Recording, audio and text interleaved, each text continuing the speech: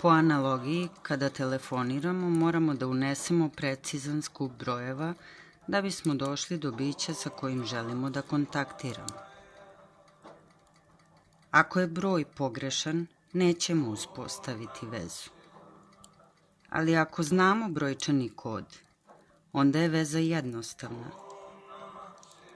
Zašto želimo da se povežemo? Da bi informacija bila podeljena ili saopštena na ovaj ili onaj način. Dakle, kada upućujemo poziv, potrebne su nam dve stvari.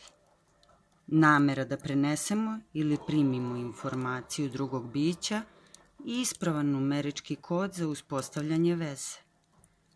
Matrice kocke 441 nam nude sistem za označavanje određenih numeričkih kodova da bismo napravili veze sa drugim dimenzijama.